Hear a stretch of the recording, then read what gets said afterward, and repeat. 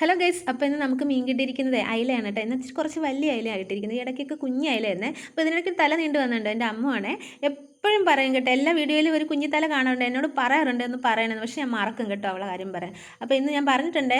അപ്പോൾ എന്നിട്ട് ഇന്ന് ഞാൻ പച്ചക്കറിയാണ് വെക്കുന്നത് കേട്ടോ. ഏറെ തക്കാളിക്കൊക്കെ അരിഞ്ഞിട്ട് പച്ചക്കറിയാണ് വെക്കുന്നത് കേട്ടോ. ഈ മുളക് കറി വെച്ച കുഞ്ഞ് ഇതായതുകൊണ്ട് മുളക് കറി വെച്ചിട്ട് രസമല്ല, പച്ചക്കറി വെച്ചപ്പോൾ കൊള്ളാം. ഞാൻ ചിരിക്കുന്നത് എന്തിനാണെന്നറിയോ, ഈ പുളി ഒന്ന് കാണിക്കാൻ നോക്കിയിട്ട് ഒരു രക്ഷയല്ലേ. പിന്നെ ഞാൻ കയ്യിലെടുത്ത് അങ്ങ് കാണിച്ചു കേട്ടോ. അതിനാ ഞാൻ ചിരിച്ചു. പിള്ളേർ കളിയാക്കുമായിരുന്നു. ഇതിനിടയ്ക്ക് എൻ്റെ അമ്മോ എൻ്റെ പൊട്ടത്തരം കാണിച്ച് ഞാൻ ഗ്യാസ് ഓൺ ചെയ്തിട്ടേ ഫോൺ എടുത്ത് നേരെ വെച്ചത് എൻ്റെ കൈയെല്ലാം പൊള്ളിയിട്ടുണ്ടായിരുന്നു കേട്ടോ.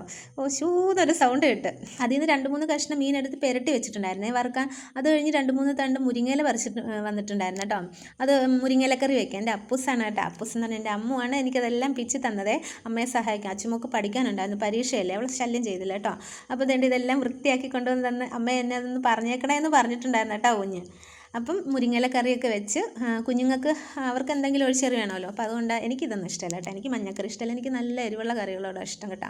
അപ്പം പാവയ്ക്കയും കൂടെ താളിച്ചെടുത്തിട്ടുണ്ടായിരുന്നേ, സാധാ പോലെ എന്നും ചെയ്യുന്ന പോലെ തന്നെ. പിന്നെ മീനും വറുത്തെടുത്ത് കുടിക്കാനുള്ള വെള്ളവും തിളപ്പിച്ച് വെച്ചിട്ടുണ്ടായിരുന്നു കേട്ടോ.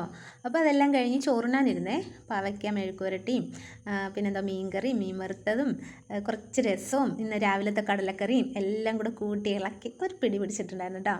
അപ്പം നല്ല വിശപ്പുണ്ടായിരുന്നേ. ഇന്ന് ഒത്തിരി താമസിച്ച് ഞങ്ങൾ കഴിക്കുകയായിരുന്നു. അപ്പോൾ എല്ലാവർക്കും വീഡിയോ ഇഷ്ടപ്പെട്ടാൽ ലൈക്ക് ചെയ്യാനും സബ്സ്ക്രൈബ് ചെയ്യാനും ഷെയർ ചെയ്യാനും മറക്കരുതേ ഗൈസ്. ടാറ്റാ.